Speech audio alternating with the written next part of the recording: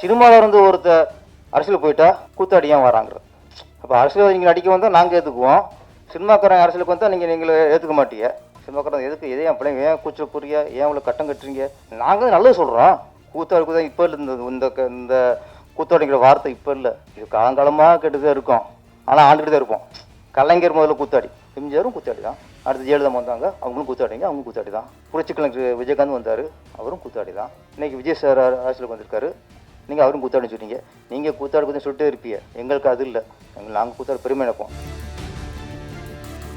நீங்கள் பூஜை போட்டு 6 மாதம் கழிச்சு போகும்போது இந்த பூஜையை போட்டு மறந்துடும் ஆடியன்ஸ். அப்போ ரிலீஸ்க்கு முன்னாடி அந்த ப்ரொமோஷன் பண்ணும்போது போய் சேரும், படம் வந்து இப்படி ஒரு படம் வரப்போகுது அப்படிங்கிறது மக்களுக்கு போய் சேரும். அதைத்தான் பண்ணணும். அது கரெக்டாக சிவம் சார் சொன்னார், இவரும் கரெக்டாக உணர்ந்திருக்காரு. 2 விஷயம் இங்கே ராஜுவல் இயக்குனர்கிட்ட நான் பார்த்தது. ஒன்று அப்பா அம்மா பாசம், இன்னொன்று ப்ரொடியூசருக்கு எந்த வகையிலும் நம்ம வீண் செலவு பண்ணிவிடக்கூடாது. அவன் தான் சரியான டைரக்டர், அவன் தான் உண்மையான டைரக்டர்.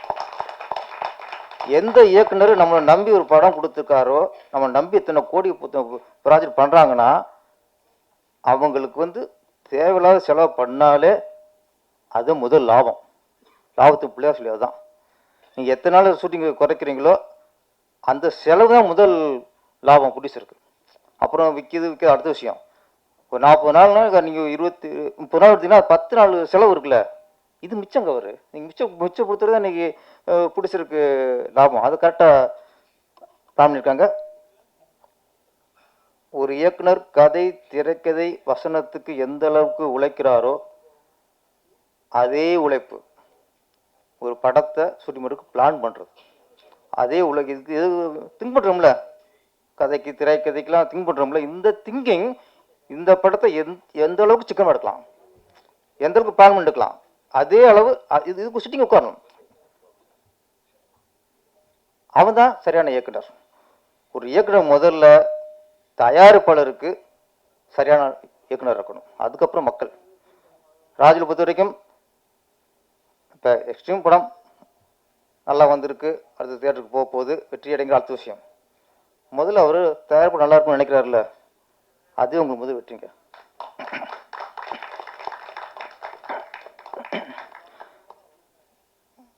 நிறைய பேர் பேசிட்டு போயிட்டாங்க, நம்மளை கடைசி விட்டாங்க. ஆமாம், இயக்குனர் உதயகுமார் சார், அவர் வந்து ரேவதியை கதாநாயகியை வச்சு படம் பண்ணியிருக்கிறாரு, குஷ்பு கதாநாயகி வச்சு படம் பண்ணியிருக்கிறாரு, மீனா கதாநாயகி வச்சு படம் பண்ணியிருக்காரு, நதியா. இப்படி இந்த 90s யார் யார் உச்சத்தில் இருந்தாங்களோ அத்தனை கதாநாயகியும் வச்சு ஒரு படம் பண்ணியிருக்காரு. ஆனால் ரேவதி, மீனா, நதியா இவங்க கூட அவர் ரசிச்சிருக்க மாட்டார் நினைக்கிறேன். ரசிதா அவர் நடிச்சிருக்காரு.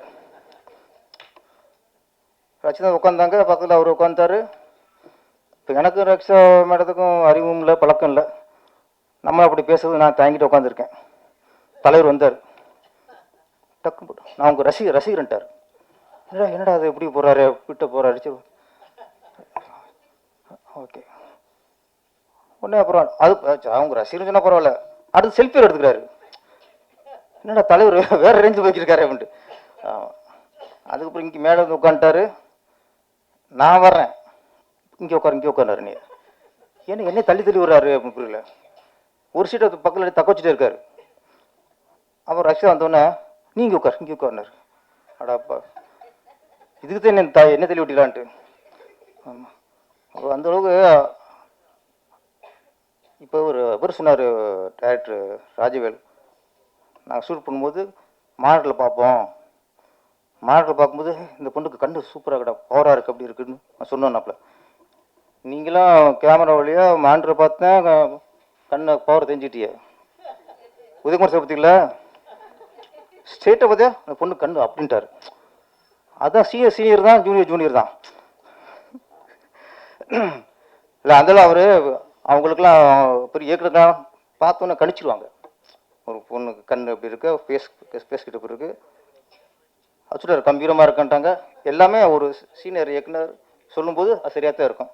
நம்ம அவர் வாக்குப்படி அவர் ஆசிரியப்படி இங்கே இன்னும் பெரிய லெவலுக்கு வரணும். அப்புறம் இந்த பாடல் சிறப்பாக இருந்தது, எடிட்டிங் எல்லாமே சிறப்பாக இருந்தது, ட்ரெயிலர் ரொம்ப சூப்பர். படத்தோட ஓரளவு யூகிச்சது கண்டென்ட்டு ஒரு பெண்களுக்கான ஒரு விஷயந்தான். ஆமாம், பெண்களுக்கு விழிப்புணர்வு உருவாக்கலாம், பெண்களுக்கு ஒரு பாதுகாப்பாகவும் இந்த ஒரு படம் இருக்கலாம். சுற்றி என்ன ஒரு நல்ல விஷயத்த இந்த டீம் சொல்ல வந்திருக்கு. நம்ம வந்து பெண்கள் வந்து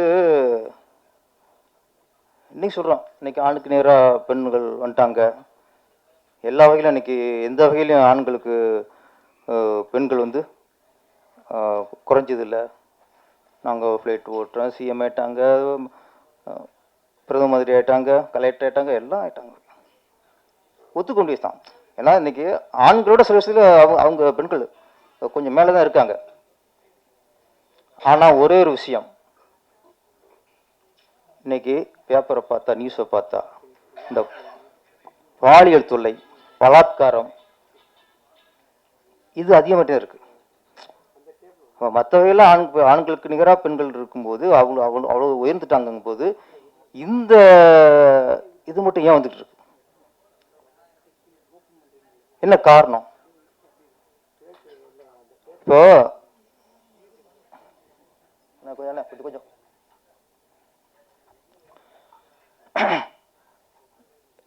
ஒரு பெண்ணுக்கு பாதிப்பு ஏற்பட்டுச்சு. ஒன்று பலாத்காரம் பண்ணிட்டாங்க, ஒரு பாலியல் தொல்லை பண்ணிட்டாங்க, இது பண்ணிட்டாங்க. நம்ம என்ன சொல்கிறோம்? சட்டம் ஒழுங்கு சரியில்லை, போலீஸ் சரியில்லை, அரசாங்கம் சரியில்லை, நீதிமன்றம் சரியில்லை. ஒன்றே நம்ம புரிஞ்சுக்கணும். ஃபஸ்ட்டு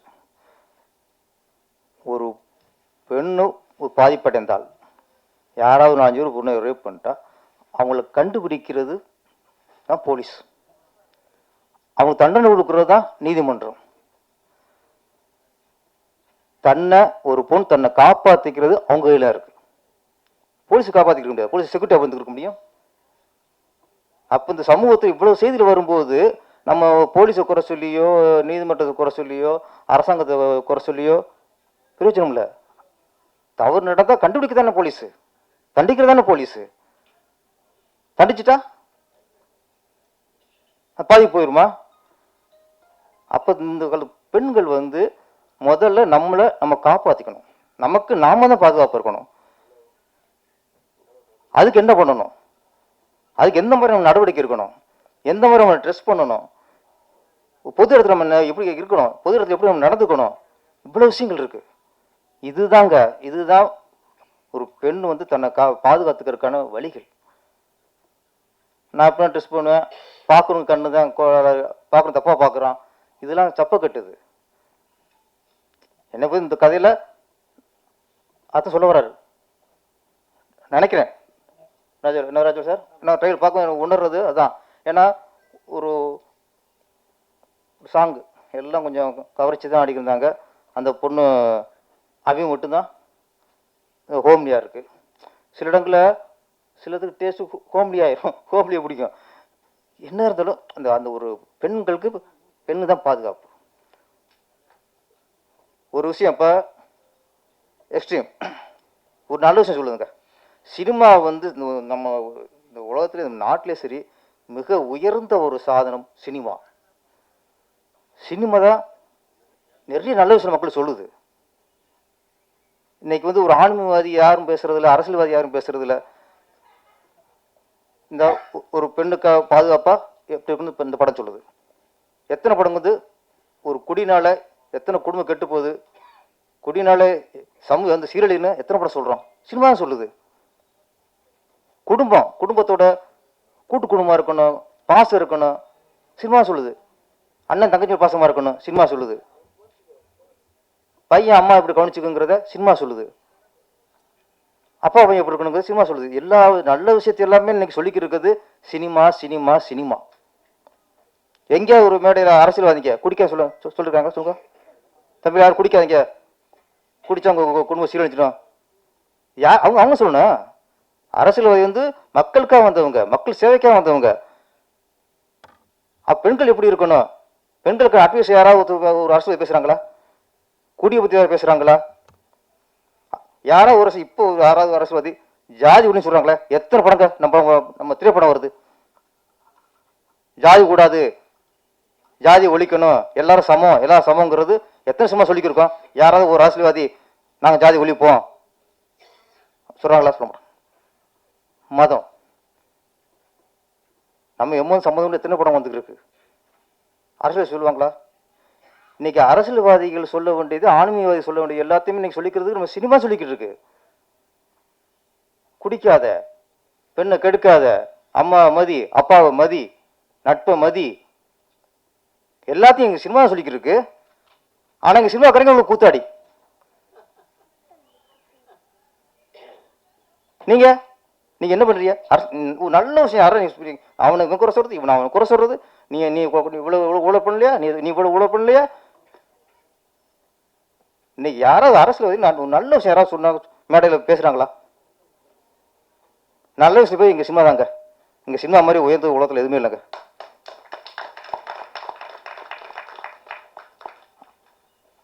ஒரு சில அரசியல்வாதிகள், அரசியல் குடும்பத்தில் வந்து அரசியல்வாதிகளோ எங்கள் சினிமாவுக்கு வருவாங்க, நடிப்பாங்க, பண்ணுவாங்க. யாராவது சினிமா அரசியல்வாதி நடிக்க வரணும்னு கேட்க மாட்டோம். கேட்குறோமா? எத்தனை காலமாக நம்ம எத்தனை அரசியல் வந்திருக்காங்க, கேட்க மாட்டோம். ஆனால் சினிமாவில் இருந்து ஒருத்தர் அரசியல் போயிட்டா கூத்தாடியாக வராங்கிறது. அப்போ அரசியல்வாதி நீங்கள் நடிக்க வந்தால் நாங்கள் ஏற்றுக்குவோம், சினிமாக்காரன் அரசியலுக்கு வந்தால் நீங்களே ஏற்றுக்க மாட்டீங்க. உதயகுமார் சொன்னார்ல, சினிமாக்காரன் எதுக்கு, எதே என் பிள்ளைங்க ஏன் கூச்சல் புரிய, ஏன் இவ்வளோ கட்டம் கட்டுறீங்க? நான் எதுக்கு சொல்றேன்னா, நாங்கள் நல்லது சொல்கிறோம். இன்னைக்கு ராஜுவில் சொல்கிறாரு, பெண்ணை நீ பாதுகாப்பாரு, ஒரு பெண்ணு பாதுகாப்புக்கான ஒரு படம் தான் அந்த படம். இதை நீங்கள் சொல்கிறீங்களா? நம்ம கூத்தாடுக்கு தான் இப்போ இல்லை, இந்த கூத்தாடிங்கிற வார்த்தை இப்போ இல்லை, இது காலங்காலமாக கெட்டுதான் இருக்கும். ஆனால் ஆண்டுகிட்டு தான் இருப்போம். கலைஞர் முதல்ல கூத்தாடி, நாடகத்தில் முதல்ல பெண் வேஷம் போட்டார். எம்ஜிஆர் கூத்தாடி தான். நாங்கள் கூத்தாடி பெருமையாக சொல்லுவோம் நாங்கள், ஏன்னா நான் நல்லா சொல்லிக்கிருக்கோம். எம்ஜிஆர் சொல்ல, எம்ஜிஆர் என்ன, எம்ஜிஆர் படம் பார்த்து எத்தனை பேர் தாய்ப்பாசம் வந்துச்சு, எம்ஜிஆர் படத்தை பார்த்து எத்தனை பேர் அம்மா காலில் விழுந்து கும்பிட்டான், எம்ஜிஆர் படத்தை பார்த்துட்டு எத்தனை பேர் அம்மா தெய்வம் நினைச்சான். அவங்களுக்கு கூத்தாடி, அப்பா அம்மா மதிக்காமல் ரோட்டில் விட்டுவிட்டு இருக்கவே உங்களுக்கு உயர்ந்தவங்க. எம்ஜிஆரும் கூத்தாடி தான். அடுத்து ஜெயலலிதா வந்தாங்க, அவங்களும் கூத்தாடிங்க, அவங்களும் கூத்தாடி தான். புரட்சிக்கலைஞர் விஜயகாந்த் வந்தார், அவரும் கூத்தாடி தான். இன்னைக்கு விஜய் சார் அரசியலுக்கு வந்திருக்காரு, நீங்கள் அவரும் கூத்தாடின்னு சொல்லிட்டீங்க. நீங்கள் கூத்தாடி பற்றி சொல்லிட்டே இருப்பீங்க, எங்களுக்கு அது இல்லை. நாங்கள் கூத்தாடி பெருமை நினைப்போம். என்னன்னா, கூத்தாடிங்க வந்துட்டாங்க அப்படிங்கிற அந்த இழிவாக சொல்லாதீங்க. கூத்தாடிங்கிறது பெருமையான வார்த்தை, அதை நீங்கள் இழிவுபடுத்தாதீங்க.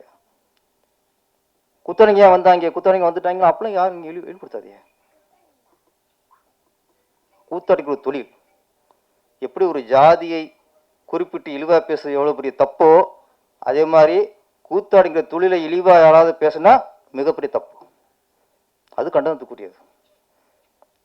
நான் திரும்ப என்ன சொல்றேன்னா, சினிமாவில் தான் நல்ல விஷயங்களையும் நாங்கள் சொல்லிக்கிட்டு இருக்கோம். சினிமா வாங்க அப்புறம் ஓப்பனிங்லேயே சென்சார் போகிற முன்னாடியே வாய்ஸ் வரும், குடிப்போது உடல்நலத்திற்கு கேடு, புகைப்பிடித்தல் புற்றுநோய் உண்டாக்கும். யாரு சினிமாவில், எல்லா சினிமாவிலையும்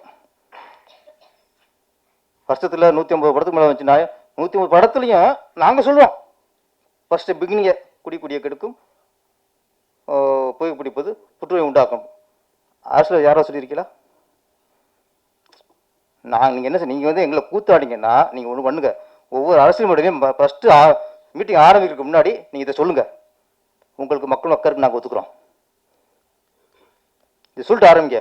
சிஎம்மாக இருக்கட்டும், இல்லை அமைச்சராக இருக்கட்டும், எம்எல்ஏ இருக்கட்டும், ஒரு கூட்டத்தில் அன்னைக்கு எந்த கூட்டம் அன்னைக்கு யார் பெரியவங்களோ அவங்க இந்த வார்த்தை சொல்லிட்டு நீங்கள் உங்கள் மீட்டிங் ஆரம்பிங்க. ஆமாம், அங்கேயும் நீங்கள் சொல்கிற மாதிரி குவார்டர் பிரியாணி வாங்கி கொடுத்து கூட்டத்தை கொண்டு வராங்க, அவங்களும் சொல்லுவாங்க. எல்லா வகையிலையும் சினிமாக்காரன் சிறந்தவங்க. நாங்களும் நல்லதே சொல்கிறோம். ஏதோ ஒரு சில படம் வந்து தப்பான படம் இருக்கலாம், அதுக்காக ஒட்டு சினிமா நீங்கள் பண்ண முடியாது. அதனால் திரையுலகரை நீங்கள் யாரும் கேவலம் நினைக்காதீங்க. அரசியல்வாதியை விட சினிமா மேல் மேல் மேல். நன்றி, வணக்கம்.